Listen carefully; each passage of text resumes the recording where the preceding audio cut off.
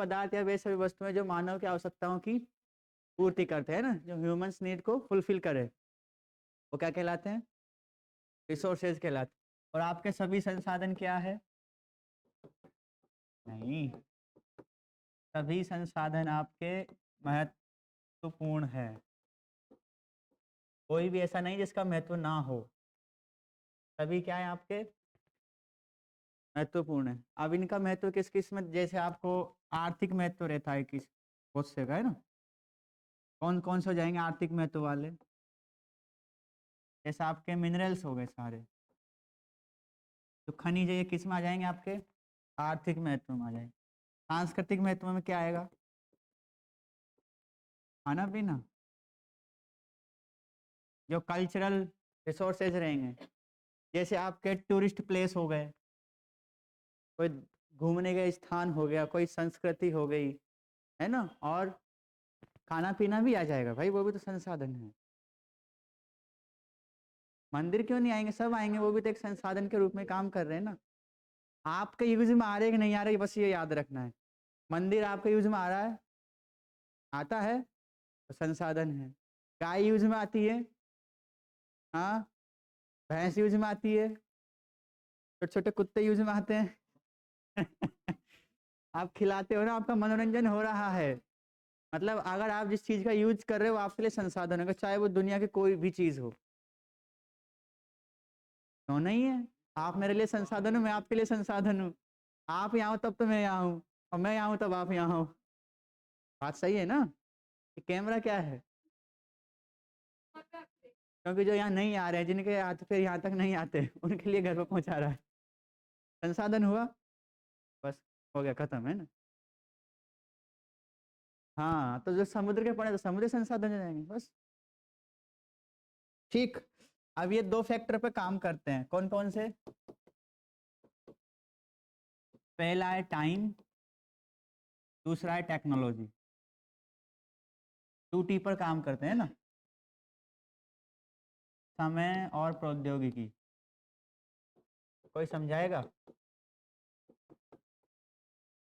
ये दो फैक्टर हैं जो आपके संसाधनों को निर्धारित करते हैं, कोई संसाधन होगा या नहीं होगा। देखो ये समय क्या है, जैसे पहले अभी टाइडल एनर्जी पढ़ते हैं हम, तो हमारे लिए क्या हो गया? ऊर्जा का संसाधन हो गया। लेकिन आज से 1000 साल पहले हमें नहीं पता था उसके बारे में, तो वो संसाधन नहीं था। हमारे पास बहुत सारी धातुएं थी, लेकिन हम उनका यूज नहीं जानते थे, तो क्या वो संसाधन थे? नहीं थे।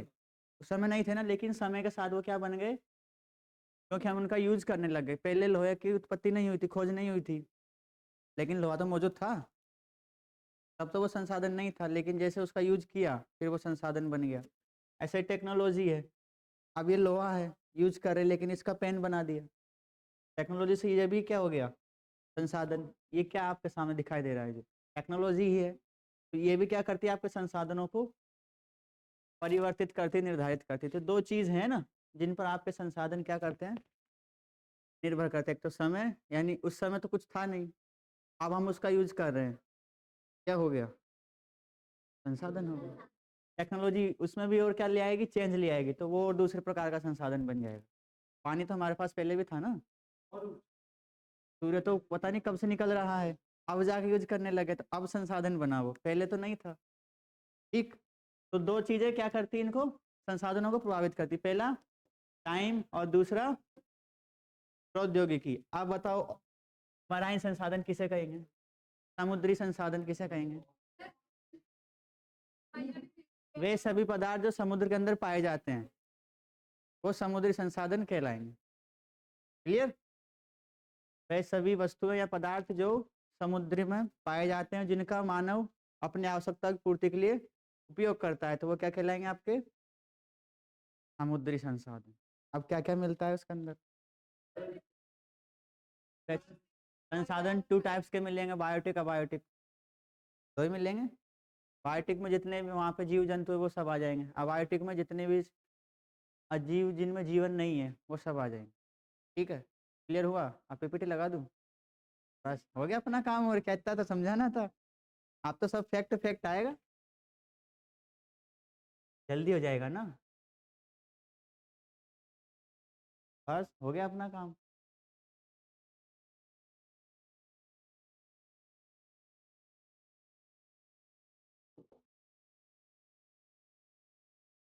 देखो भैया, ये सब आपके संसाधन है ना, दिख रहे हैं। देखो समुद्र के अंदर ये मशीनें डालते हैं हमें ना, इनसे फॉसिल फ्यूल्स निकलता है, जो क्रूड ऑयल होता है, कच्चा तेल, ये आपके एनिमल्स में आ जाएंगे। इसको बुला रहा है क्या? आओ इधर, है ना। मिनरल्स, ठीक है, ये प्लांट्स आपके बायोटिक में आ जाएंगे।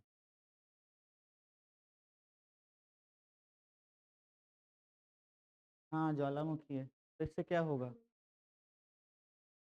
देखो, हमने क्रस्ट पढ़ा था, पृथ्वी की आंतरिक संरचना पढ़ी थी, है ना।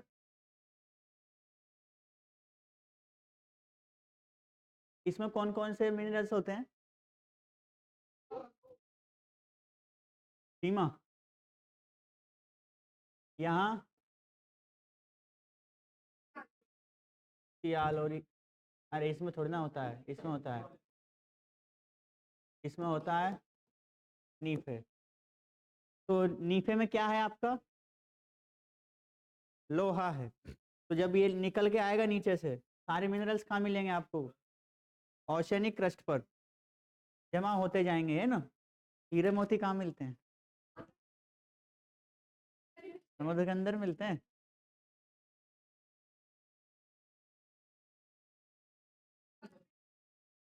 हीरा तो पन्ना में मिलता है भैया।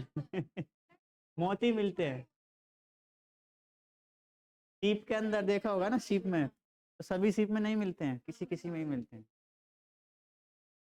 गोताखोर को ही मिलते हैं वे ना, जितना घेरा गोता लगाएगा ना, 10-12 सीप निकाल के लाएगा तब जाके एक निकलेगा, बहुत महंगे होते हैं। ठीक है, मिला किसी को हीरा?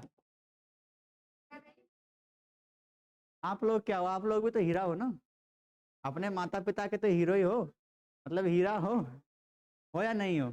अगर खुद को मानते हो तो हो, नहीं तो नहीं हो। सब आपके ऊपर डिपेंड करता है। ठीक है, तो संसाधन से तात्पर्य किसी वस्तु या भौतिक जैविक इकाई से न होकर उसकी गुणवत्ता की क्रियात्मकता से, यानी वो हमारे किसी यूज में काम आ रहा है, जो मनुष्य की आवश्यकताओं की पूर्ति कर सकता हो। ऐसा नहीं कि केवल जिनमें जीवन नहीं है वही संसाधन है, सब ये बायोटिक और अबायोटिक जो क्या हो रहे हैं, क्रियात्मक रूप से काम आ रहे हैं ना। संसाधन मनुष्य ज्ञान एवं प्रौद्योगिकी पर आधारित गत्यात्मक संकल्पना है, मतलब ये लगातार चेंज होती रहती है। कैसे? दो चीज के आधार पर बताया था अभी, टाइम एंड टेक्नोलॉजी। ठीक, अतः जो वर्तमान में उदासीन वस्तु यानी जो अभी यूज में नहीं आ रही है, वो पता चले भविष्य में जाके काम आ जाए। कोई उदाहरण बताओ वैसा जो अभी यूज में नहीं है, संसाधन नहीं है ये।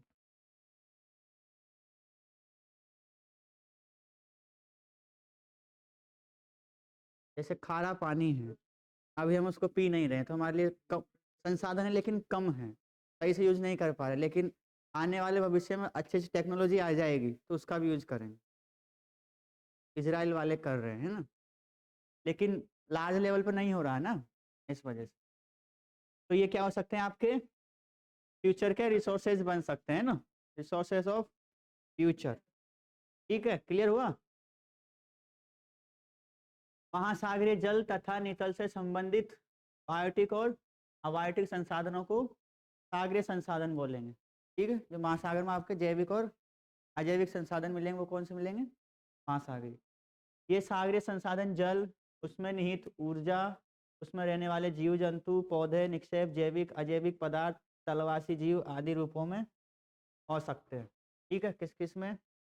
Animals, plants, deposits, organic inorganic materials, bottom living organism, जो तली पर निवास करते हैं, ये सब क्या कहलाएंगे? महासागरीय संसाधन। ठीक है, देखे थे ना कल, कल देखे थे। कॉरल रीफ्स क्या है? रिसोर्सेज है। ये चार्ट बना लेना आप, है ना। हाँ हाँ, अभी बना लो, ज्यादा डिटेल में नहीं जाना इसमें ना। हाँ है ना, ये लो, लिखो, है ना। मैं हिंदी में बोल दूंगा, मैं भी लिख दूंगा, ठीक है। इसको लिख लेना भैया, जैविक, हाथ से बना है ना, सागरीय संसाधन या महासागरीय संसाधन।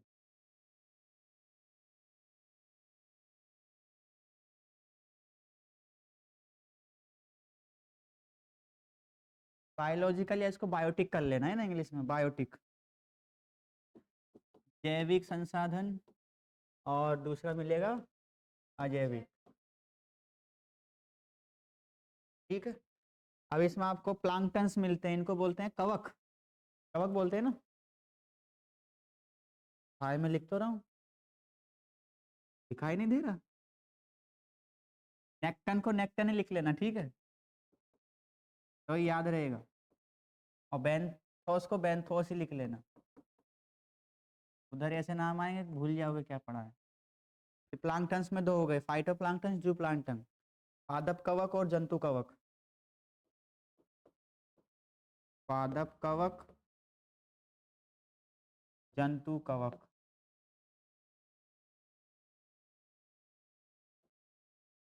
ठीक, नेक्टन्स, नेक्टन्स क्या होते हैं, जो तैरने वाले होते हैं ना। फिशरीज यानी मछलियां हो गई आपकी, मछली कैसे लिखते हैं, ऐसे लिखते हैं ना, मछली, मछली है ना, मछली जल की रानी है। मराइन फार्मिंग एंड एक्वाकल्चर, इसको आप लिख लेना जलीय कृषि, जलीय कृषि। सी पास्चर यानी घास के मैदान, समुद्री मैदान, समुद्री घास के मैदान। फिर इधर आ जाते हैं अबायोटिक में, अजैविक में आपको मिल रहेंगे खनिज संसाधन,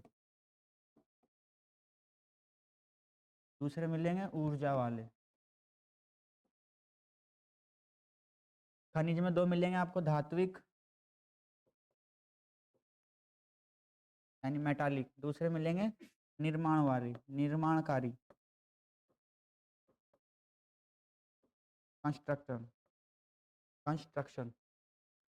एनर्जी में दो मिलेंगे आपको, ट्रेडिशनल यानी तो क्या बोलते हैं, परंपरागत, परंपरागत। हाँ जी, पेंथोस में कुछ नहीं, अकेला है भाई साहब, वो नीचे जमीन पर है ना। नॉन ट्रेडिशनल, गैर परंपरागत ऊर्जा स्रोत, इधर दिखाई दे रहा है।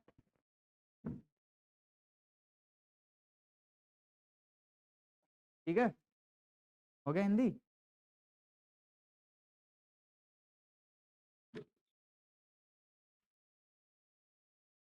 बस ये चार्ट याद रखना, इतना ही काफी है, इतना ही पढ़ना है ओशियनोग्राफी में।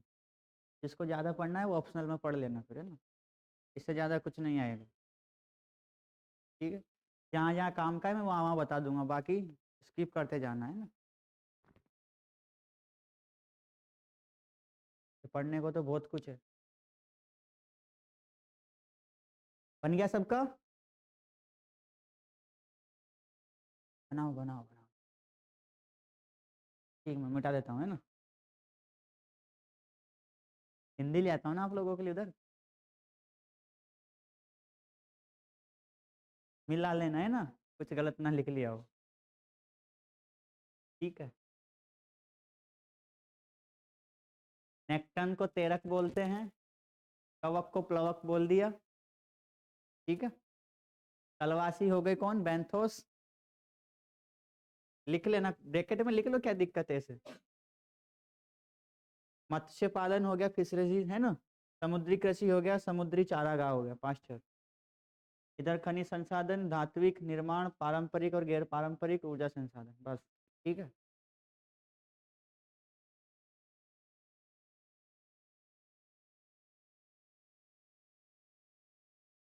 कवक काट लेना, कवक एलगी होती है, सेवाल, प्लवक ही लिखना है ना, कवक काट लेना, ठीक है। कवक एलगी होती है, सेवाल को बोलते हैं।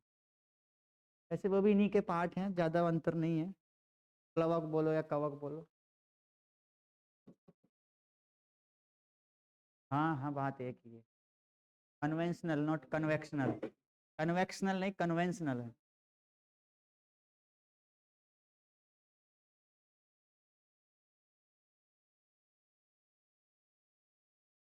आएंगे सब आएंगे, डोंट वरी। आगे बढ़े। पहला है आपका बायोटिक रिसोर्सेज। बस ज़्यादा नहीं पढ़ना, ये सब मैं एनवायरनमेंट में पढ़ाऊंगा तो वहाँ डिटेल से पढ़ लेंगे। वो चार्ट बना लिया ना, बस काफ़ी है, कुछ नहीं लिखना है ना, बस मैं लाइन पढ़ते जा रहा हूँ, आपको सुनते जाना और कुछ नहीं करना। डिटेल में हम एनवायरनमेंट में पढ़ लेंगे, क्योंकि वहाँ तो और भी डिटेल से 2-3 लेक्चर लगेंगे। प्लवक जल में उत्प्लावित यानी तैरते हैं ना, ये अति सूक्ष्म होते हैं, विटामिन तथा प्रोटीन के महत्वपूर्ण स्रोत होते हैं। जिसको विटामिन की कमी है, प्रोटीन की कमी है, जाके निकाल के खा लेना, ठीक है, सही है, सी फूड है वो। ये मुख्य रूप से मध्य मिड लेटीट्यूड्स में पाए जाते हैं। ठीक, इन्हें पुनः निम्नलिखित रूप से वर्गीकृत किसमें बांटा था, कौन कौन से, जंतु और पादप, फाइटोप्लैंक्टन्स और जूप्लैंक्टन्स। तो ये आ गए आपके, है ना। पादप प्लवकों में सर्वप्रमुख क्या है, डाइटम है। तो आपसे क्वेश्चन पूछ सकता है डाइटम क्या है, तो ये क्या है, पादप है। ऑप्शन दे देगा जंतु है या पादप है। ठीक, जिसमें 90% प्रोटीन होता है भैया, है ना, जिसको प्रोटीन की कमी हो डाइटम खाना। ये समुद्री शाकाहारी फूड है, पौधा है ना, प्रोटीन चाहिए हो तो ले लेना, है ना। जंतु प्लवक फाइटोप्लैंक्टन्स, सॉरी जूप्लैंक्टन्स, है ना। इनमें क्या मिलेंगे आपको, जेलीफिश देखी थी ना, कैसे तैरती थी, ये पतंग जैसी उड़ रही थी, है ना। ये क्रस्टेशियंस होते हैं, जो कीड़े मकोड़े होते हैं ना, छोटे छोटे छोटे छोटे। अभी जो यहाँ पर साइंस मेला लगा था उसमें गए थे आप लोग, वहाँ थे क्रस्टेशियंस बहुत सारे, अगर किसी ने देखे हो तो, बड़े बड़े केकड़े थे, देखे थे ना अपन ने। जिंदे मतलब मुर्दे थे वो, उनको मार के फ्रिज करके रख रखा था। हाँ, हमने सोचा कि ये डमी बॉडी है क्या, उन्होंने डमी बोला, डमी नहीं ओरिजिनल है, मार दिया और फ्रिज कर दिया, दिखाने के लिए कि ऐसे होते हैं। ठीक है, साइंस कॉलेज में चले जाना है ना, इसको देखना है। ये क्या है आपका, बेंथिक जोन। फोटिक जोन क्या होता है,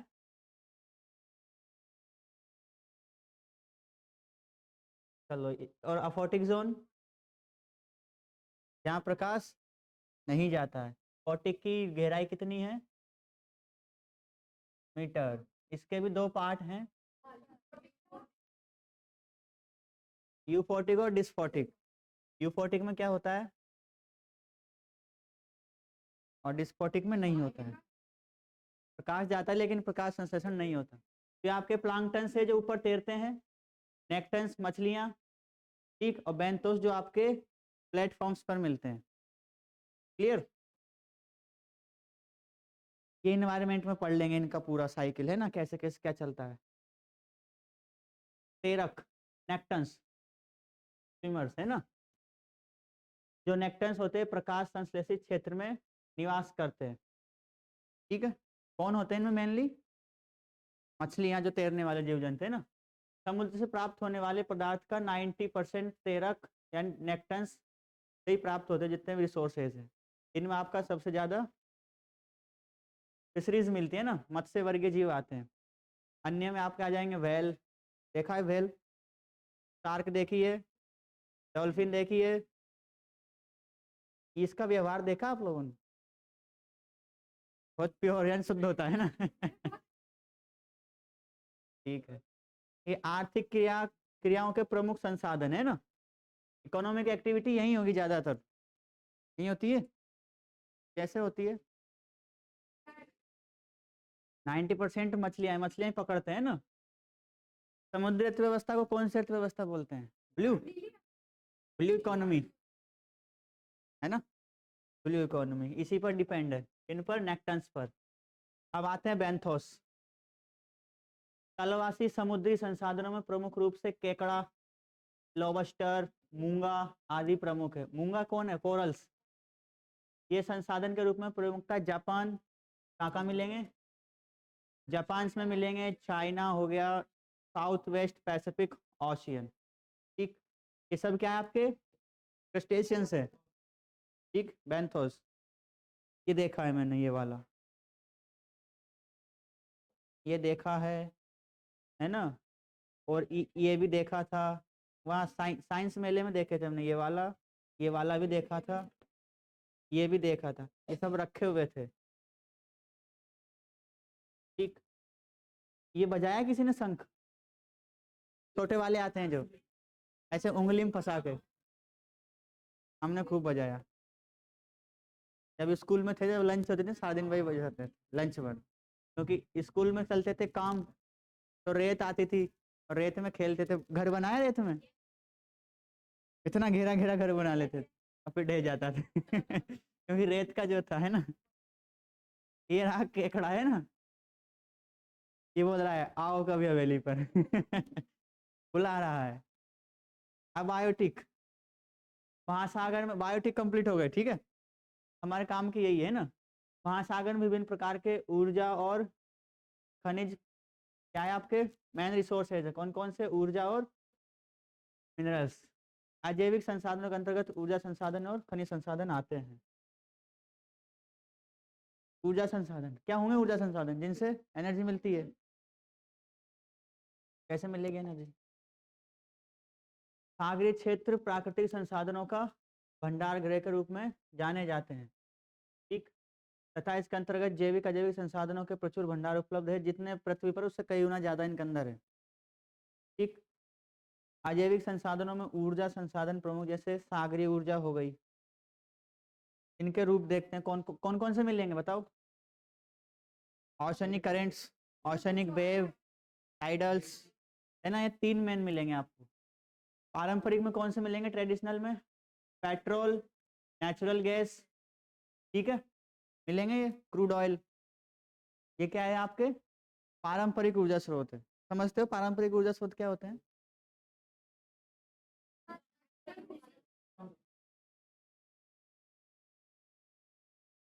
लिमिटेड होते हैं। और क्या होगा? ऐसे ऊर्जा संसाधन जिनका हम पीढ़ियों दर पीढ़ी से उपयोग करते आ रहे हैं और जो भविष्य में जाकर समाप्त हो सकते हैं, जिनका अगर हमने अत्यधिक दोहन किया तो, ठीक। उनमें कौन से आ जाएंगे आपके? Petrol, natural gas. Non conventional, ठीक, इसमें क्या आएंगे आपके? टाइडल एनर्जी, तरंग ऊर्जा, वेव एनर्जी और जियोथर्मल एनर्जी। जियोथर्मल एनर्जी क्या होती है, किसी को पता है? हाँ भूताप तो हिंदी में बोलते हैं, होती क्या है?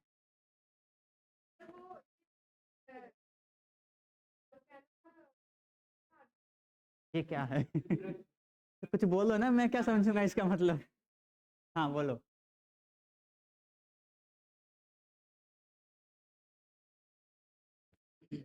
आपने वो पढ़ा होगा ना, मेंटल प्लूम। क्या होता है मेंटल प्लूम? ये आपके मिलता है क्रस्ट के जो आपका अर्थ है उसके मेंटल वाले पार्ट में। ये क्या होते हैं? वॉल्केनिक हॉटस्पॉट होते हैं। अब इनमें क्या होता है? लावा मैग्मा भरा होता है।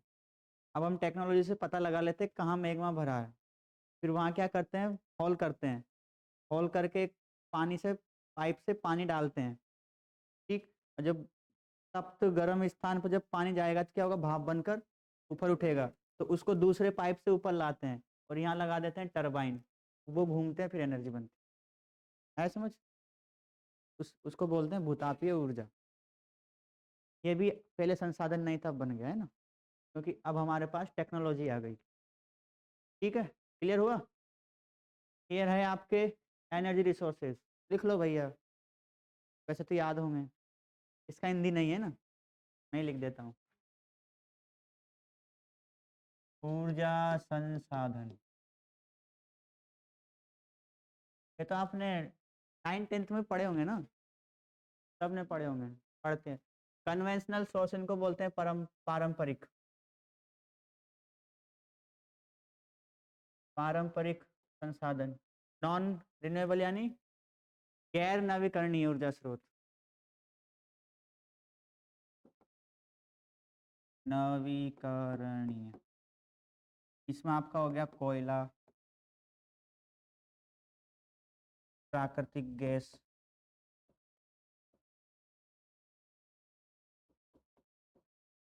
और क्या हो गया आपका?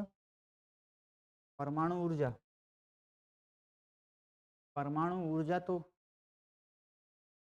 इसमें आएगी नॉन कन्वेंशनल में, क्योंकि अभी नई बनी है ना।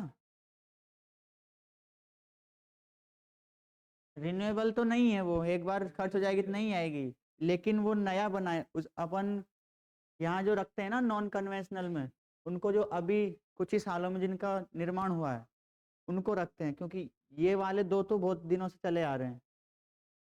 ठीक है, इसमें हम एक को शामिल कर सकते हैं। अब जो आपका हाइड्रो तो विद्युत होता है ना, उसको क्या बोलते हैं, हाइड्रोलॉजिकल एनर्जी या हाइड्रो इलेक्ट्रिक है ना, उसको इसमें शामिल करने लग गए हैं अब। वो मैं बता रहा हूँ रुको, अलग अलग मतलब है दोनों का। ठीक है, कन्वेंशनल यानी पारंपरिक ऊर्जा स्रोत जो बहुत दिनों से बहुत समय से चले आ रहे हैं। ठीक है, उनको बोलते हैं। नॉन रिन्यूएबल क्या होते हैं, जिनका हम पुनः उपयोग नहीं कर सकते, तो उसका संबंध इससे नहीं है कि जो चले आ रहे हैं उनका उपयोग नहीं कर सकते, जरूरी नहीं है। अब हम क्या कर रहे हैं, जैसे 1000 साल बाद अगर हम बचे, वैसे तो बचने वाले नहीं है ना, तो सूर्य से ऊर्जा बन रहे हैं, तो वो भी किस में आ जाएगा, फिर पारंपरिक में हो जाएगा। जैसे अभी जो हाइड्रो इलेक्ट्रिक एनर्जी उसको पारंपरिक में शामिल करने लग गए, क्योंकि ये बहुत समय से यूज कर रहे हैं अब इसको, तो एक परंपरा बन चुकी है। अब जो जो नए नए आते हैं ना, जैसे टाइडल एनर्जी हो गया, जियोथर्मल एनर्जी हो गया, वो किस में आएंगे, आपके गैर परंपरा में। ठीक,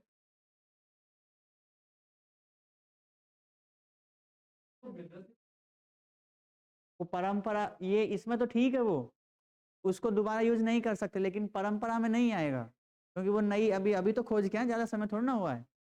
परमाणु हम कब बनाने लगे हम, वो समय नहीं हुआ ना, लेकिन पेट्रोल कोल तो हम बहुत सारों से यूज कर रहे हैं। ठीक है, तो ये थोड़ा सा अंतर है, उसको ध्यान रखना है ना। यहाँ इसलिए लिखा है क्योंकि यहाँ पर ये क्या था, नॉन रिन्यूएबल था, इसलिए यहाँ पर न्यूक्लियर एनर्जी लिख दिया।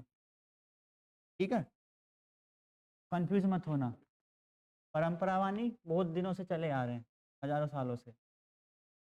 गैर परंपरा वाले तो अभी हाल ही के वर्षों में हमने उनका क्या किया है, आविष्कार किया है ना। जैसे विंड्स एनर्जी हो गई, वेव्स एनर्जी हो गई, टाइड्स एनर्जी हो गई, हाइड्रो इलेक्ट्रिक पावर, ये अब उधर चला जाएगा है ना, क्योंकि इसका तो बहुत दिनों से यूज कर रहे हैं। सोलर एनर्जी हो गया, और भी कुछ निकाल लेंगे आने वाले समय में, निकाल लेंगे ना। सोचो क्या निकालो, क्या क्या निकाल सकते हैं एनर्जी के लिए, बहुत से हैं। खनिज संसाधन, मिनरल रिसोर्सेज क्या होंगे ये, पृथ्वी के कितने परसेंट भाग पर पानी है, 71, तो उतने ही क्या होंगे, महासागरीय खनिज संसाधन होंगे जितने पर पूरा फैला हुआ है। और सबसे बड़ा कौन सा महासागर है, पैसिफिक ओशियन है ना, कितना बड़ा है, बहुत बड़ा है।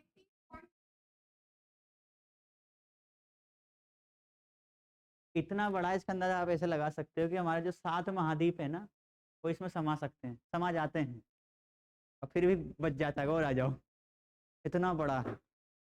ठीक है, तो सबसे बड़ा महाद्वीप कौन सा है, उसके बाद, उसके बाद, उसके बाद, उसके बाद, हाँ हाँ, 5वें नंबर पर अंटार्कटिका आता है, 6 पे यूरोप है, 7 पे ऑस्ट्रेलिया है। कितनी बार याद करवाऊं, रोज बोलना पड़ेगा। ठीक है, तो महासागर भविष्य के खनिज संसाधनों की तरह है, जिनमें monazite, Zircon, magnesium, titanium, petroleum आदि के विपुल भंडार मौजूद है। अभी तक हम के पास पहुंचे ही नहीं है, है ना, मानव कितनी पहुंच नहीं सबका यूज कर सके।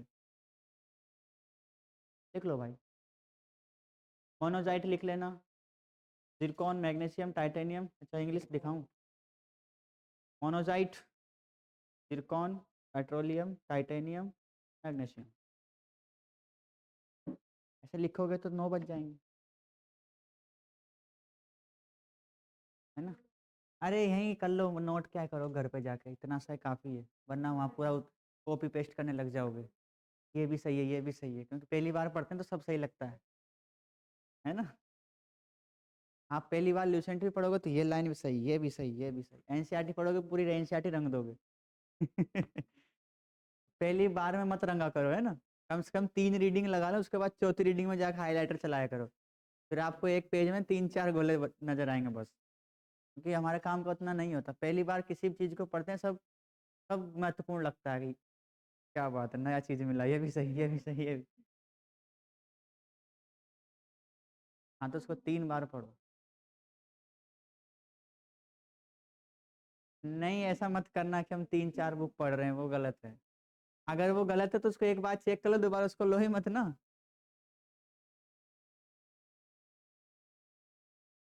औसत और औसत संसाधन, विटामिन एंड ड्रग्स रिसोर्सेज। समुद्री जीव, पादप और जंतु विभिन्न रोगों के उपचार के लिए अनेक विटामिन के रूप में भी काम करते हैं। जैसे बहुत सारी दवाइयाँ बनती है मछलियों से, है ना, बहुत सारी कोरल से बनती हैं दवाइयाँ।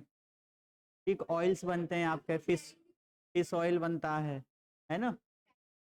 औषध विज्ञानी जलीय जंतु जैसे केकड़ा, इसका भी यूज करते हैं, घोंगा।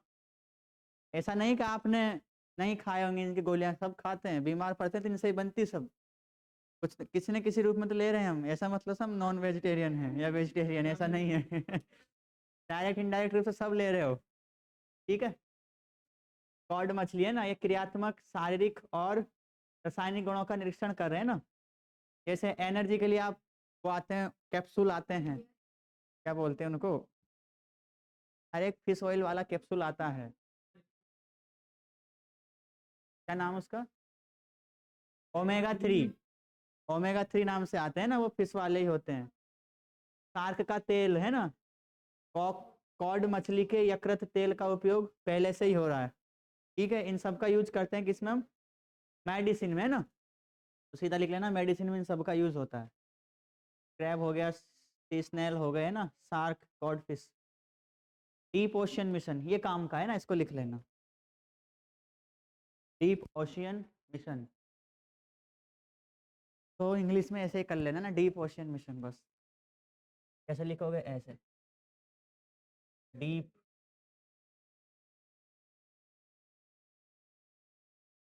कुछ शब्द है जो इंग्लिश में अच्छे से याद रह जाएंगे,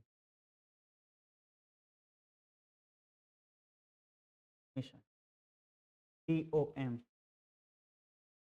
अब इसमें आपके प्रीलिम्स के लिए या मेंस के लिए क्या जरूरी है, एक तो ये वाला, किसने इसको जारी किया है, कौन इसकी देखरेख कर रहा है, तो पृथ्वी विज्ञान मंत्रालय, मिनिस्ट्री ऑफ अर्थ साइंस। ठीक। भारत की समुद्र अन्वेषण क्षमताओं को बढ़ाने के लिए 8,000 करोड़ रुपए के मिशन, डीप ओशन मिशन की योजना बनाई है। तो किसने बनाई है, अर्थ साइंस। ठीक, मिनिस्ट्री ऑफ अर्थ साइंस, पृथ्वी विज्ञान मंत्रालय। दूसरा कि ये किससे प्रेरित है, किससे प्रेरित है, इसरो से, इंडियन स्पेस। अच्छा, इसरो ने एक और कारनामा कर दिया कल, डॉकिंग वाली जो प्रोसेस है वो उन्होंने कंप्लीट कर ली, तो हम चौथे देश बन गए। पहला कौन सा था, पहला देश कौन सा था जिसने ये काम किया, USA था या रूस था, अगर क्रोनोलॉजी पूछ ले सबसे पहले किसने किया, फिर डॉकिंग वाला, रशिया या रूस है, बताओ, क्योंकि मुझे भी कंफर्म नहीं है, पता कर लेना, क्योंकि ये सबको पता है कि 4 देश हो गए, लेकिन वो पूछेगा क्रोनोलॉजी क्या है, सबसे पहले किसने प्राप्त की थी, ऐसे पूछ लेगा, तो वो जरूरी पता कर लेना है ना, किसने किया, देखो जल्दी से गूगल कर लो जल्दी, ऐसी चीजें तो तुरंत गूगल कर लिया करो, क्योंकि ये तो दुनिया भर को पता लग गया कि 4 देश हो गए। अब एग्जामिनर को तो कुछ हटके चाहिए ना, तो वो क्रोनोलॉजी पूछेगा, अगर पूछेगा तो, US, फिर रशिया, फिर चाइना, फिर इंडिया। ठीक है, तो वो टेक्नोलॉजी देख लेना भाई, डॉकिंग वाली क्या होती है, कौन से 2 सैटेलाइट, नाम क्या थे उनके, तो दोनों को जोड़ो, उनका नाम पता है, जो 2 सैटेलाइट जोड़े उन्होंने, उन दोनों का नाम क्या था, एक का नाम था टारगेट, और एक का नाम था कुछ ऐसे, एक का तो टारगेट मुझे पता है, एक और था, उनके भी नाम याद करना है ना, कि जो 2 जोड़े हैं उनके नाम क्या थे, एक का तो टारगेट है, एक का कुछ और है। ठीक, तो इसरो द्वारा, जैसे इसरो ने मिशन चलाया था 35 साल पहले अंतरिक्ष के लिए, वैसे हमने महासागर के लिए क्या मिशन लगा दिया, डीप ओशन मिशन। क्लियर। देखो भैया डीप ओशन मिशन क्या है। डीप सी माइनिंग, हम क्या करेंगे, गहराई में जाकर खनन करेंगे ना। इसके लिए हम क्या करेंगे, अंडर वाटर व्हीकल्स और अंडर वाटर रोबोटिक्स का यूज करेंगे ना। जो पानी में चलने वाले आपके वाहन होंगे, रोबोट होंगे। और इसमें क्या होगा, एक चीज का खोज करेंगे हम, पॉलीमेटालिक नूडल्स। वो नूडल्स नहीं जो आप खाते हो, हाँ वही वाला नूडल्स। ये भी नूडल्स है, वो भी नूडल्स है ना। जो आपका समुद्री सतह होती है उसके नीचे कितना, 75,000 स्क्वायर किलोमीटर एरिया पर करेंगे हम, है ना। ये जो डीप ओशन मिशन रिसर्च कर रहे हैं वो कितने पर, 75,000 स्क्वायर किलोमीटर इंटरनेशनल वाटर, हाँ हाई सीज में। ठीक, अनुमानित है क्या है इसमें, जो आपके पोलामेटालिक न्यूट्रल्स हैं इनमें क्या मिलते हैं आपको, रिसोर्सेज की संभावना है, जिसमें सबसे ज़्यादा आपको क्या मिलता है, मैग्नीज। तो पूछ लेगा, इसकी भी क्रोनोलॉजी पूछ लेगा, सबसे ज़्यादा कौन सा मिलेगा, मैग्नीज, उसके बाद निकेल, फिर कॉपर और फिर कोबाल्ट। ठीक है, ये लगभग में दे रखा है ना। तो टोटल कितना है आपका, 380 मिलियन टन। इतनी संभावना है कि इतने सारे आपको पॉलीमेटालिक नूडल्स मिलेंगे। ये नूडल्स क्या होते हैं, अरे अरे मैं वो दूसरा बता रहा हूँ, वो नूडल्स क्या होता है, खाते हैं, मैदे से बना होता है, और क्या डालते हैं उसमें, आलू डालते हैं, आलू। ये जो नूडल्स होते हैं ना, ये जो नूडल्स, अरे कल क्लास कौन ले रहा था शाम को, राम सर वाली। सर ने एक चीज बताई थी ना, जेपी नड्डा उसका भाई था, आलू नड्डा, जो बालाघाट में मिलता है ना। तो उसको नड्डे से नूडल्स याद रखना, ये कैसे आलू के जैसे दिखते हैं ये ना, आलू के समान इनकी आकृति रहती है। जैसे कोई खेत है उसमें आलू बिछा देते हैं ना, ऐसे समुद्र के नीचे आलू जैसे उसकी आकृति जैसे नीचे बिछे हुए हैं नॉडुल्स। ठीक है, पॉलीमेटालिक के छोटे छोटे क्या है, मिनरल्स हैं, आलू के समान आकृति जैसे, है ना। बहुत अच्छा लगता है आलू नड्डा खाना, है ना। अरे आप घर पे बना सकते हो, उसमें क्या है। वो जो उंगली में डाल डाल के खाते हैं उनको क्या बोलते हैं, क्या, भोंगे भोंगे, नल्ला है ना नड्डे बोलते हैं वहां उनको, है ना, नड्डे नड्डे। उसमें आलू भर देते हैं भैया, मसाला बना के, जो चाट वाला मसाला होता है ना, उसको उसके अंदर भर देते हैं, फिर खाते हैं, बहुत स्वादिष्ट लगता है ठीक है, कोई बात नहीं, है ना। ये देखो ऐसे बिछे हुए रहते हैं ये, दिख रहा है ना, आलू जैसे आलू खोद के डाल दिए हमने ना, बहुत सारे। अब इनको निकालेंगे कैसे, तो उसके लिए ये मशीन आती है। हाँ, ये क्या करेगी, इसको एयर से खींचेगी, हवा से खींचेगी इसको, जैसे वो सफाई वाला होता है ना, आपने देखा होगा, है ना, वैसे ही। और ये पाइप के थ्रू ऊपर ले आएंगे। हम्म, वो तो सब जाएगा ना भैया, पानी भी जाएगा, तो उसके लिए अलग से फिल्टर लगा रखे होंगे, पानी अलग निकल जाएगा। प्रेशर देखा है, प्रेशर देखा है, क्या होता है,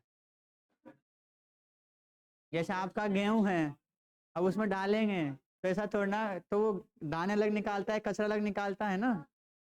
ये तो हाई टेक्नोलॉजी भैया, ये तो जूस जूस निकालेगा, उसको भी रहने देगा वो, अब वो ऐसा थ्रेसर है, वो केवल आटा बना के ही देगा ठीक है, हाँ। मिशन की विशेषता क्या है, मिशन का फोकस गहरे समुद्र में खनन करना। ठीक है, अब विशेषता और क्या रहेगी, अगर समुद्र में जाए तो क्या करेंगे हम, खनन करेंगे, है ना। मनुष्य की लालच कितनी है, देखो नीचे भी पहुंच गया नहीं छोड़ने वाला किसी को भी। समुद्री जलवायु परिवर्तन, यानी कितना परिवर्तन हो रहा है ना वहाँ, सलाहकार सेवाओं में पानी के नीचे वाहनों और पानी के नीचे रोबोटिक्स से संबंधित प्रौद्योगिकी पर काम करेगा ये मिशन, है ना। यानी मेनली रूप से हम क्या कर रहे हैं, रोबोटिक्स पर, है ना, जो टेक्नोलॉजी है कि जो ओशन के नीचे जितने भी, मान के चलो सतह पर से सारे संसाधन खत्म, फिर बचा तो एक ही चीज, जहाँ ये लास्ट होप है ना, ओशियंस क्या है हमारी लास्ट होप है जीवन की, शुरू भी यहीं से हुआ है, अंत भी यहीं होगा। जीवन भी इसी ने दिया है और अंतिम समय में भी यही संभालेगा। जब सब पृथ्वी पर सब कुछ खत्म हो जाएगा फिर सब कुछ अंदर ही मिलेगा, क्योंकि ऊपर तो कुछ है नहीं। ऊपर तो हमने पहले ही सब कुछ कर लिया है, मिल नहीं रहा अभी तक रास्ता, है ना। जितना हम ऊपर गए ना इतना नीचे नहीं गए, अभी नहीं जा पा रहे हैं ना। हाँ आ रहा है वो, अब जब आ जाएगा ना उस पर कोई रहने लग जाएगा तब पढ़ेंगे उसे ना। और क्या है इसका, डीप ओशन मिशन योजना भारत को केंद्रीय हिंद महासागर बेसिन में, अब पूछ लेगा कौन से महासागर में कर रहा है भारत, तो किस में करेगा, इंडियन ओशियन में, सेंट्रल इंडियन ओशियन बेसिन में। ठीक, और इसको अनुमति किसने दी है, यूएन इंटरनेशनल सी बेड अथॉरिटी। ये भी पूछ सकते हैं आपसे कि ये जो डीप ओशन मिशन चला रहा है भारत, उसको अनुमति किसने प्रदान की है, तो यूनाइटेड नेशन इंटरनेशनल सी बेड अथॉरिटी ने, है ना। हम क्या निकालेंगे, पॉलीमेटालिक नोड्यूल्स। क्लियर, इसके द्वारा कितने एरिया पर, 75,000 वर्ग किलोमीटर, इतने की हम क्या कर सकते हैं, खोजबीन कर सकते हैं, वहाँ पर माइनिंग कर सकते हैं, ओशन मिशन चला सकते हैं। तो ये इतना काम खाता है इस माप का, है ना, बाकी सब भूल जाना, ज़्यादा लोड लेना ही नहीं है ना। क्या क्या देखा हमने डीप ओशन मिशन में, कौन सा मंत्रालय, अर्थ साइंस, कितने क्षेत्र पर, ये वाला है ना। क्या मिलेगा इसमें हमको, पीएमएन मिलेंगे, है ना। ठीक है, इसमें सबसे ज़्यादा क्या है आपका, मैग्नीज था, उसके बाद निकिल था, उसके बाद कॉपर, उसके बाद कोबाल्ट था। और इसको परमिशन किसने दी आपकी, यूएन इंटरनेशनल सीबेड अथॉरिटी ने। बस हो गया खत्म, हाँ हो गया, अच्छा सही, जाओ छुट्टी। ठीक है, तो आपका सेंट्रल इंडियन ओशन बेसिन में क्या मिलेगा, लोहा है, मैंगनीज है, निकिल है, कोबाल्ट है, जैसे धातुओं के भंडार भरे पड़े हैं। ठीक है, जिनको हमें निकालना है, क्योंकि पृथ्वी से तो हमारी आवश्यकता पूर्ति नहीं हो पा रही है ना, सतह से तो अब पानी के अंदर भी जा रहे हैं, नहीं छोड़ेंगे, किसी भी नहीं छोड़ेंगे ना। अब ये हम जब काम करेंगे डिस्टरबेंस होगा नहीं होगा एक्वाटिक इकोसिस्टम को, पॉल्यूशन होगा नहीं होगा, फिर नुकसान पहुंचाएगा। मतलब मनुष्य को ऐसी क्या आवश्यकता, क्या चाहता क्या है सब कुछ सफाया करना चाहता है ना, कि मैं जितनी भी सारी चीजें उनका यूज कर सकूं। चलिए भैया करो, है ना। कैपेसिटी, ऐसा अनुमान है कि मध्य हिंद महासागर में इतने बड़े भंडार हैं कि अगर हम 10% की भी वसूली कर लेंगे तो आने वाले 100 वर्षों के लिए हमको ऊर्जा मिल जाएगी। 10% भी अगर हमने निकाल लिया तो 100 वर्षों का काम हो गया। इसलिए लालसाएं जाग रही है क्योंकि ज्यादा पे काम थोड़ा ना करना है, 5 भी निकाल लेंगे तभी 50 साल का तो काम हो गया हमारा एनर्जी के लिए, है ना। इतनी सारी ऊर्जा है उसके अंदर। ठीक है, यह अनुमान लगाया गया है कि मध्य हिंद महासागर में समुद्र के तल पर 380 million metric ton polymetallic nodules हैं। कितने, 380 मिलियन मीट्रिक टन। आंकड़ा निकाल लेना कितना होता है, 1 मिलियन बराबर 10 लाख, और मीट्रिक में कितना होता है, मीट्रिक टन में, 1 टन में कितना होता है, 100 kg, 1000 kg होता है, और मीट्रिक टन में बहुत बड़ी मात्रा है भैया। मत लगाओ अनुमान, है ना, क्या ही करोगे इसका जानकर। देखो पीएमएन क्या है, जिसे मैंगनीज, अब इसको नाम याद लेना है ना, मैंगनीज नोड्यूल क्यों बोलते हैं, क्योंकि सर्वाधिक मात्रा में यही मिलता है, इसलिए इसको हमने मैंगनीज नोड्यूल भी बोल दिया। आलू के आकार के होते हैं, पोटैटो साइज, है ना, जो समुद्र में बहुतायत में पाए जाते हैं। मैंगनीज लोहे के अलावा उनमें और क्या मिलेगा आपको, निकिल मिलेगा, तांबा मिलेगा, कोबाल्ट मिलेगा, सीसा मिलेगा, इतने सारे मिलेंगे। अब इनमें से कुछ भी दे देगा वो, लगा देना, सब मिलते हैं। जिनमें से आपका जो निकिल हो गया, और कोबाल्ट भी था ना, कहाँ गया ये कोबाल्ट, ये आपके आर्थिक और सामरिक रूप से क्या है, महत्व है।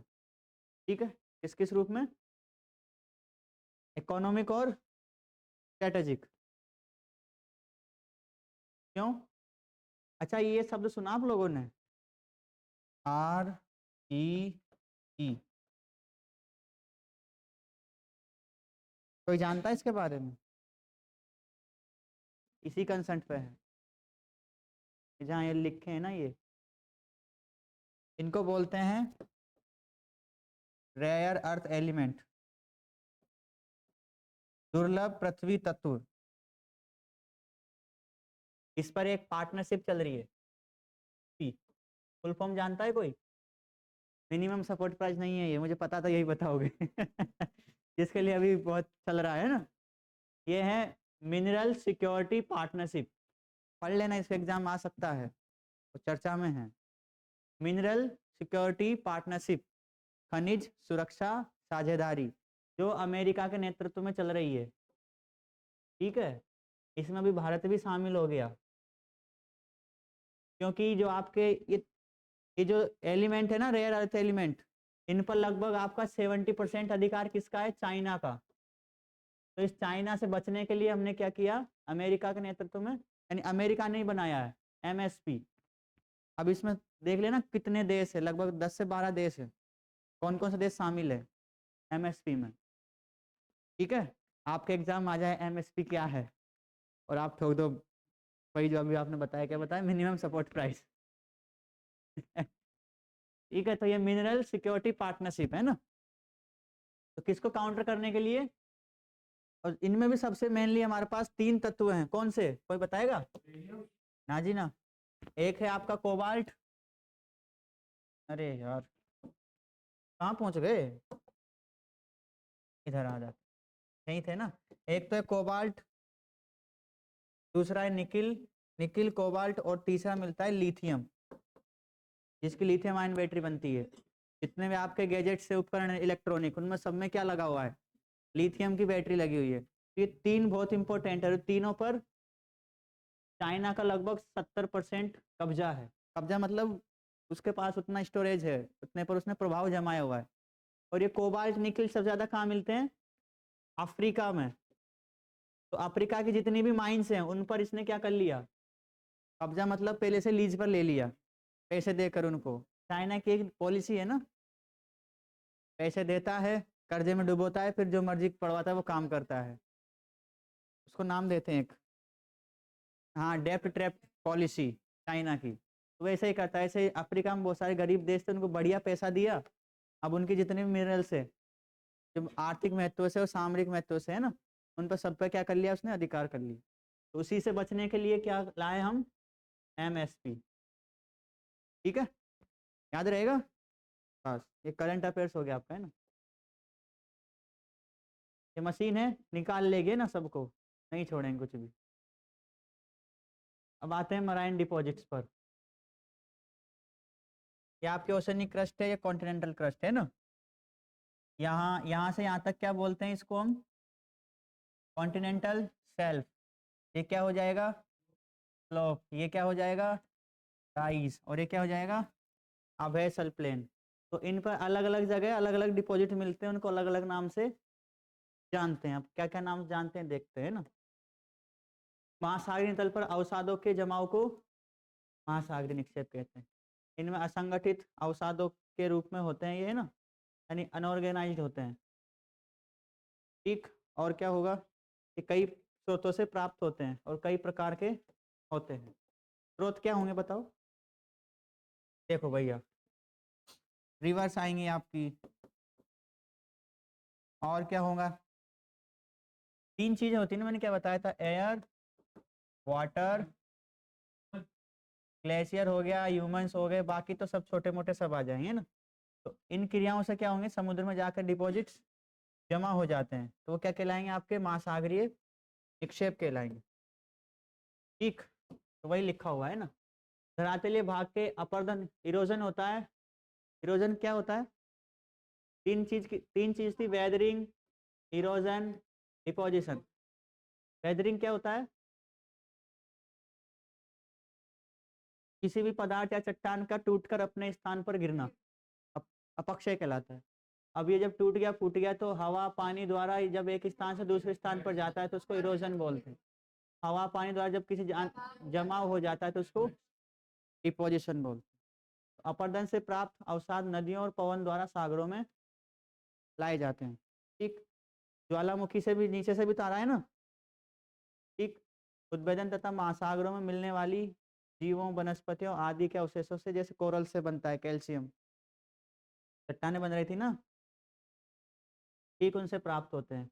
तो ये कुछ प्रकार आप लिख लो है ना, ये आपके प्रीलिम्स में चार्ट काम देगा। वहां बनवाया था और यहाँ चार्ट याद रहेगा तो आप क्लिक कर जाओगे कि वो था। ठीक है, लिखते हैं ना, महासागरीय निक्षेप।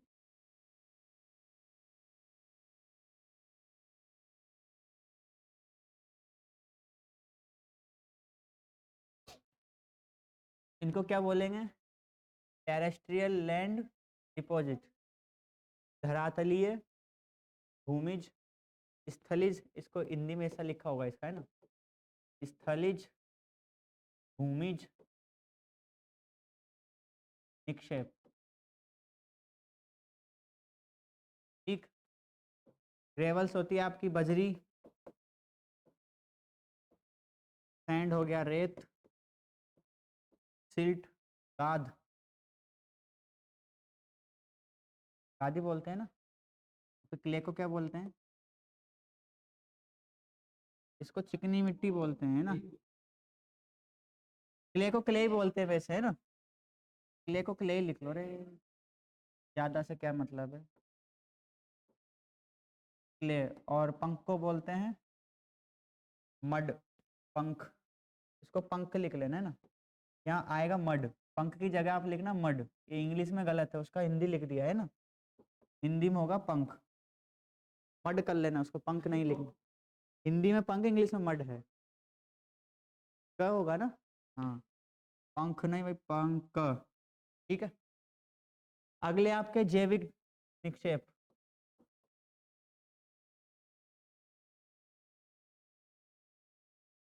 अभी दिखा दूंगा सब। नैरेटिक, ठीक, इसको हिंदी में भी नैरेटिक लिख लेना, नैरेटिक, नैरेटिक ही बोलते हैं शायद हिंदी में भी। और पैलेजिक, पैलेजिक, ठीक, इसमें दो मिलते हैं। जो नैरेटिक होते हैं ये पानी के हिसाब से मिलते हैं ना, ये आपको स्लोप पर मिल जाएंगे, कॉन्टिनेंटल शेल्फ और स्लोप पर। पैलेजिक आपको अबैसल प्लेन पर मिलते हैं। इसमें भी दो मिलते हैं, एक तो चूना आधारित या चूना प्रधान लाइम, चूना प्रधान, दूसरे मिलेंगे सिलिका प्रधान।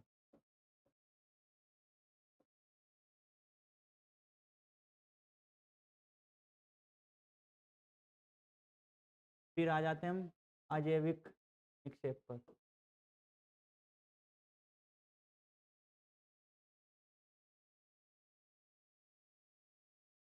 इसमें मिलेंगे आपको रेड क्ले, लाल क्ले, फिर है मटेरियल उल्का, डस्ट को धूल बोलते हैं ना, फिर है आपको ज्वालामुखी पदार्थ, ज्वालामुखी पदार्थ होते हैं वो सारे क्ले। ठीक है,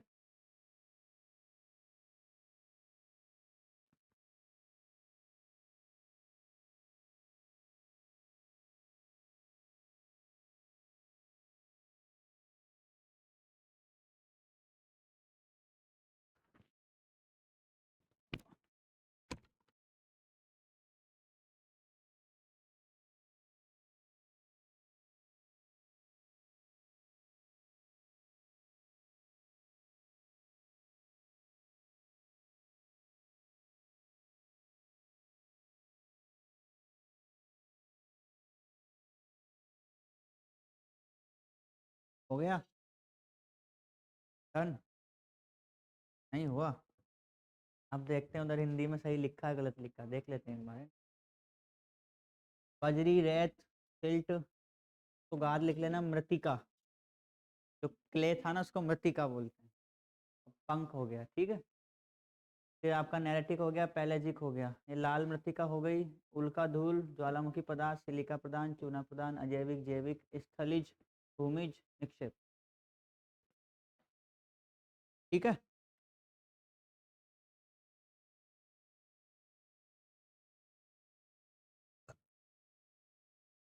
देखो इसमें कुछ मिलेंगे ना, जो आपके महाद्वीपीय अवसाद हैं, ये आपको, ये कौन सा कलर है, जो भी हो, है ना, ये कहाँ मिलेंगे आपको, नाम से पता लग रहा है ना, कॉन्टिनेंटल, तो कॉन्टिनेंट के आसपास मिलेंगे, जहां जहां महाद्वीप है, यानी कॉन्टिनेंटल शेल्फ वाला इलाका पूरा, ठीक। अभयसल मृत्तिका ये कहाँ मिलेगी आपको, मैदानों में, ये जो बड़े बड़े मैदान है महासागरों में, है ना। फिर ये कैल्सीरियस और ऊज होता है, अभी बताऊंगा ऊज क्या होता है ना। तो ये कैल्सीरियस वाला ये जितना भी सारा है ना। फिर रेडियो प्लेरियन ऊज और डाइटन ऊज, ये अलग अलग होते हैं, भी आ जाएंगे आगे, है ना, तो कोई मतलब नहीं है। ये क्या है, कॉन्टिनेंटल प्लेट मार्ज, हाँ इसको समझो। प्लेट तो सबको पता है ना, कितनी है, बड़ी वाली, ये जो दिख रहा है ना। अच्छा, यहाँ कौन सी प्लेट है, कौन बताएगा, स्कॉशिया, वेरी गुड, बहुत बढ़िया। इस इस प्लेट का नाम बताइए साहब,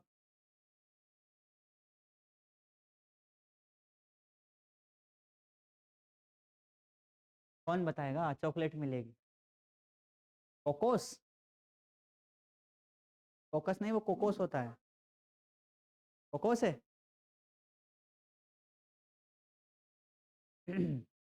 हाँ, दिस, ये ज्वाइंट बुक है, ये कौन सी है,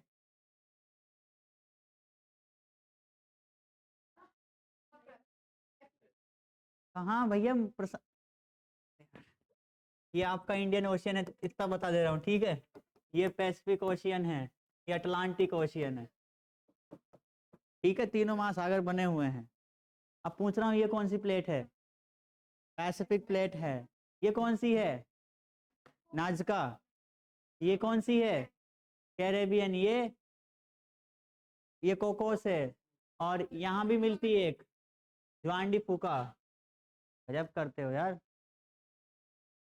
ये कौन सी है, दक्षिण अमेरिकी, ये ग्रीस,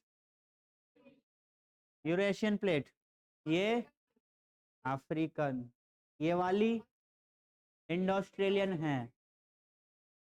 ये नीचे क्या है, अंटार्कटिका है। ऐसे याद रखो भाई, ऐसे मत भूलो। गजब कर रहे हो यार, गजब कर रहे हो, गजब। इसमें क्या दिखाया है, कोबाल्ट क्रस्ट, ये वाला कोबाल्ट वाला इलाका है। और मैग्नीज, ये मैग्नीज नूडल्स है ना, नोड्यूल्स, बार बार नूडल्स याद आ रहा है मेरे को, है ना। ये इंडिया में, इंडियन ओशन में भी है, ठीक है। कहाँ मिल रहे हैं, अटलांटिक में नहीं है, देखो, है ना, मैंगनीज वाले, पैसिफिक में है और इंडियन में है। फिर नीचे ब्लैक स्मोक्स, अब ये ब्लैक कहाँ मिलेगा, जहाँ वोल्केनो आएगा, ठीक।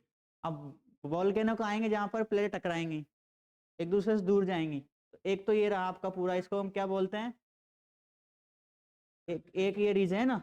अभी मैंने बताया था महासागर में इसी पूरी रिज फैली हुई है, ये सब लाइन जुड़ी हुई है, कितना, लगभग 60,000 किलोमीटर ये पूरी रिज पड़ी है ना अपन ने। ये ऐसे तीनों महासागरों में मिली हुई है, ये आर पार लगभग 60। तो इनके जहां जहां पर ये होगी, वहां वहां क्या मिलेंगे, ये ब्लैक स्मोकर्स मिलेंगे ना, जहां पर वोल्केनो आते हैं, ठीक है। महासागरीय निक्षेप के स्रोत एवं उनका वर्गीकरण, क्लासिफिकेशन और सोर्स। महासागरों में पाए जाने वाले अवसाद मुख्य रूप से 3 स्रोतों से प्राप्त, पहला खनिज या भूमि स्रोत, दूसरा ज्वालामुखी, तीसरा सागरीय जीव और वनस्पतियां। तो स्थलीज पर जो मिलते हैं उनको बोलते हैं हम उसमें नाम आता है अलग से, टेरिक ऐसे कुछ नाम है ना, आ जाएगा अभी। ये रहा टेरिजिनस, जो स्थल पे मिलते हैं इनको बोलते हैं, ऐसे बना लो ना एक डायग्राम, आप लोग बना सकते हो, बस मैं बना दे रहा हूँ, है ना, ये लो, ये बना दिया, इधर से इसको 3 ये कर दिया, ठीक है, ये महासागर बना दिया, ठीक है, ये आपका कौन सा हो गया, स्थलीय भाग हो गया, जिसको हम टेरिजिनस बोलते हैं, ठीक। ये क्या हो जाएगा आपका, कॉन्टिनेंटल शेल्फ हो जाएगा, महाद्वीपीय मग्न तट।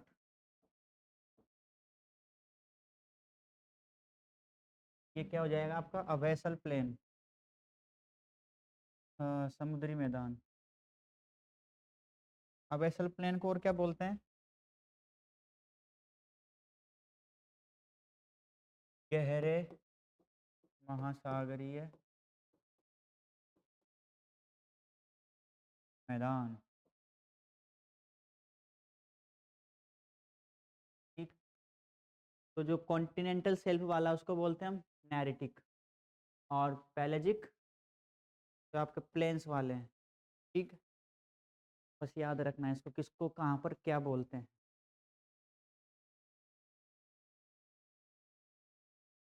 हाँ, लिखना था, वहाँ लिख लो ना, स्थलीय भाग है वो टेराजीनस, टेरिजीनस। ये महाद्वीपीय मग्न तट लिखवाया तो है भैया, कितनी बार बता दिया है तो मैंने। अबैसल प्लेन को गहरे समुद्री मैदान या महासागरी मैदान बोलते,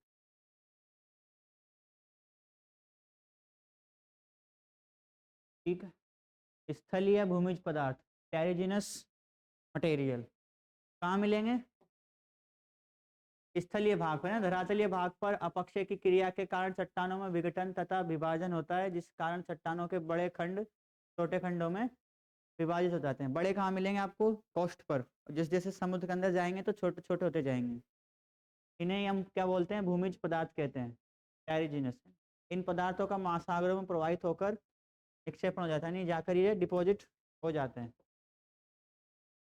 महासागरों में। इनके निक्षेपणों में श्रेणीकरण है ना, ग्रेडेशन पाया जाता है। ग्रेडेशन मतलब पहले मिलेंगे बड़े बड़े, फिर छोटे, फिर छोटे, फिर छोटे, फिर छोटे, फिर छोटे, ऐसे होते जाएंगे, ठीक।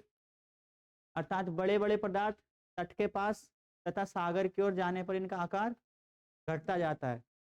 संरचना, आकार, प्रकार, रंग के अनुसार अवसादों का वर्गीकरण कर देते हैं हम, किस किस में, बजरी, बजरी के बाद क्या था, रेत था, सैंड, फिर था सिल्ट, फिर क्ले, और फिर मड, है ना, तो वही है, आ जाएंगे अभी।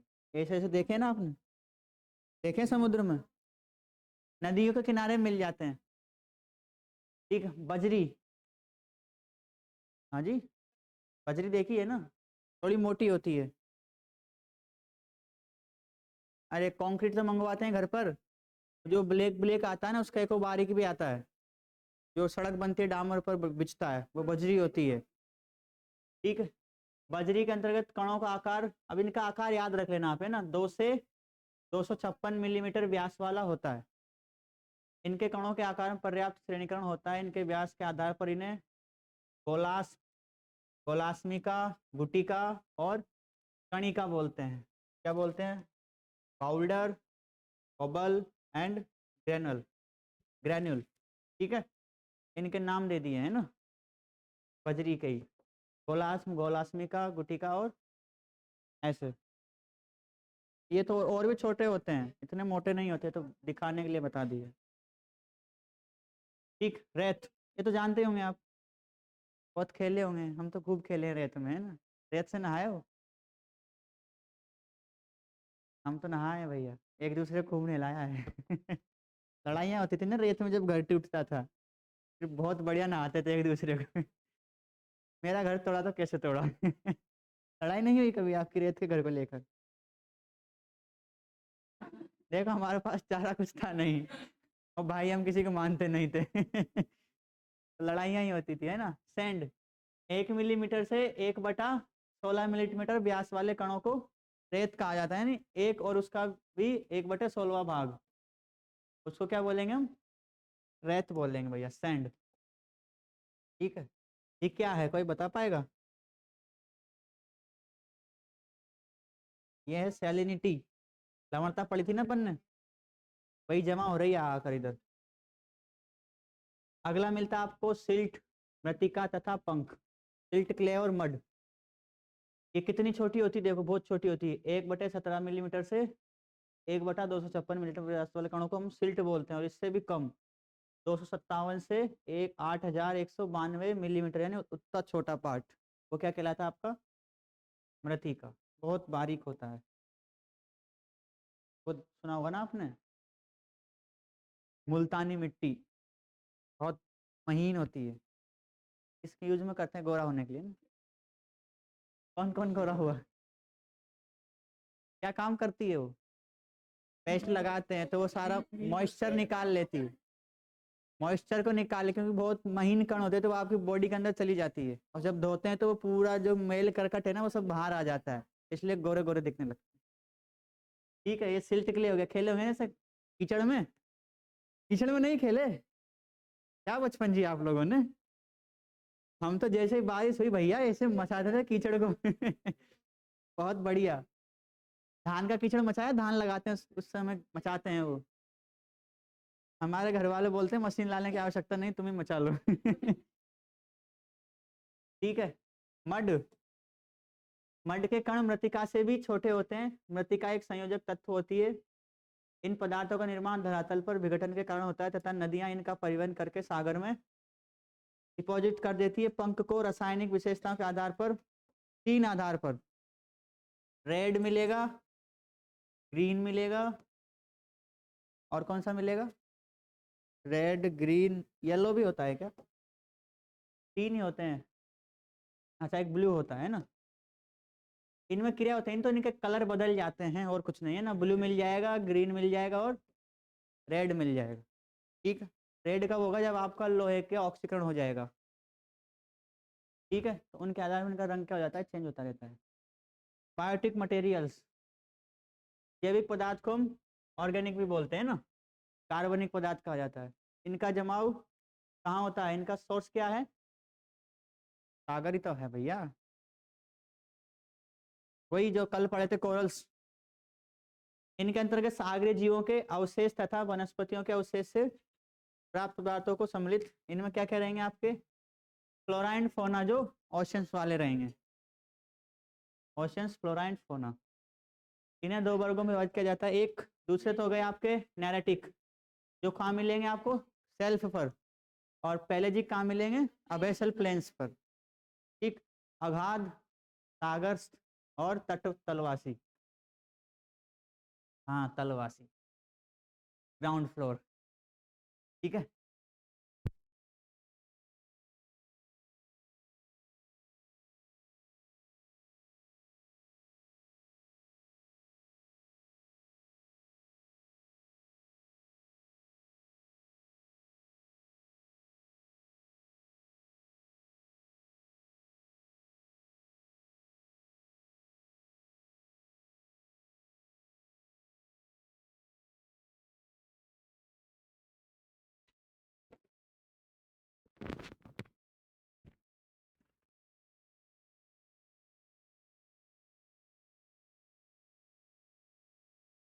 क्या क्या मिलेगा?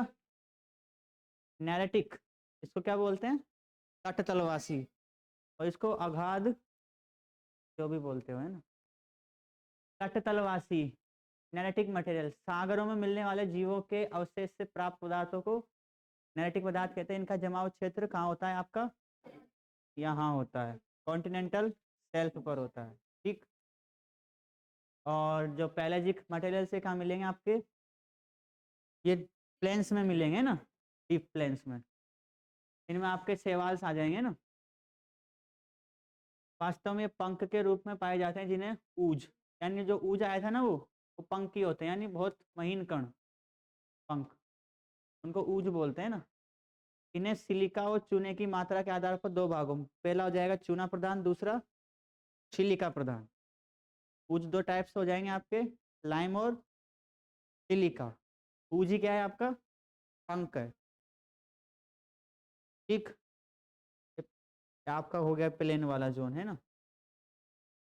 चूना प्रधान उज क्या होंगे, क्या होगा जिसमें चूने की मात्रा ज्यादा होगी, है ना। चूने के अंश की अधिकता के कारण ये पदार्थ गहराई पर नहीं जा पाते हैं ना, क्योंकि ये शीघ्र क्या हो जाते हैं, पानी में घुल जाएंगे क्योंकि चूना है। इनकी स्थिति 1000 से 2000 फेदम के बीच मैंने बताया था, 1 फेदम बराबर 6 फीट बताया था ना, निकाल लेना ना। अब महासागर तले पाए जाते हैं, जैसे टेरोपॉड ऊज, ग्लोबीजेरिना ऊज, है ना। कोई जरूरत नहीं नाम याद रखने की, इतना डीप में नहीं जाएगा। इसके बाद टेरोपॉड ऊज क्या होता है, महत्वपूर्ण मोलास्क जीव। टेरोपॉड द्वारा इस ऊज का निर्माण होता है ना, ये जीव का नाम है मोलास्क।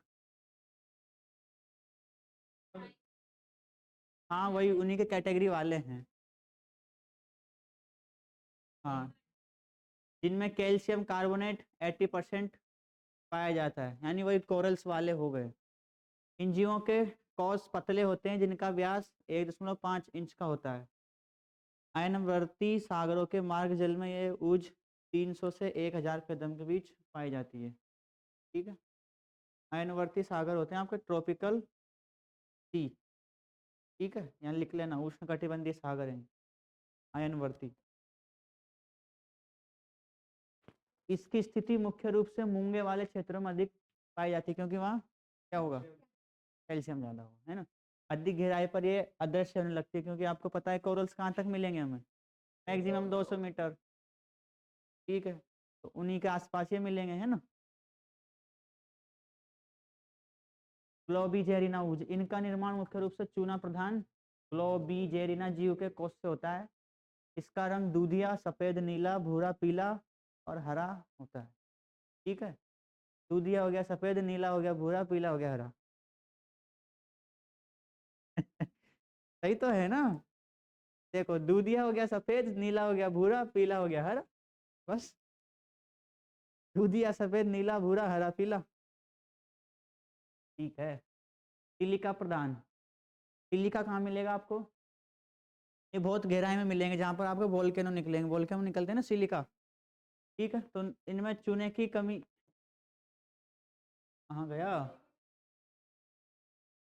इनमें चूने की कमी के कारण ये उच्च जल में कम घुलनशील होते हैं, तो ठंडे तथा गर्म दोनों प्रकार के सागरों में अधिक गहराई तक पाई जाती है। सिलिका प्रधान ऊज को 2 वर्गों में विभाजित किया जाता है।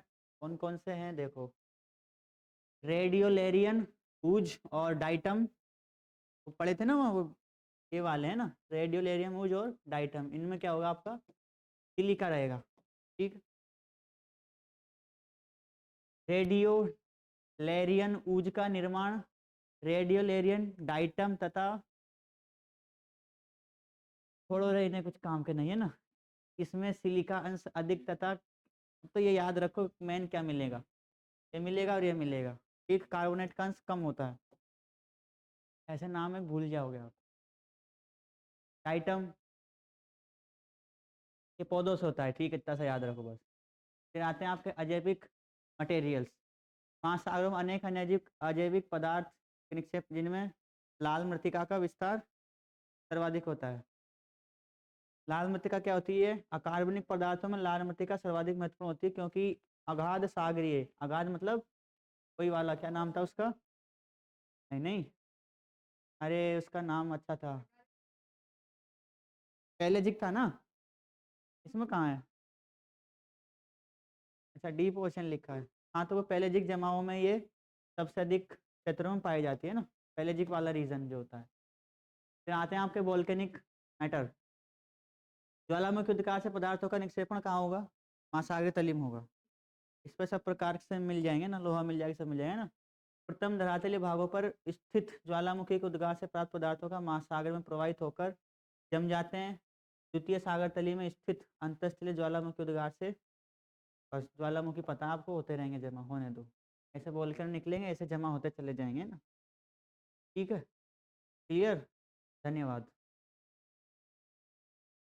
हो गया, टाइम भी हो गया अपना। अब इसका एक टॉपिक और बचा है ओशनोग्राफी का, वो ओशनिक जोन और बचे हैं, कहाँ तक किस देश का अधिकार होता है, जैसे हाई सी हो गया, टेरेस्ट्रियल सी हो गया, है ना, वो और बचा है। मैंने इंडियन इंडियन ज्योग्राफी का तो 1 फरवरी का बोला है ना, तो अभी 1 फरवरी कहाँ हुआ है, आज तो 17 हुई है ना, अभी तो पूरे कितने दिन बाकी है, 13, 13 और 1 14 दिन है, तब तक फिर क्या करूं मैं।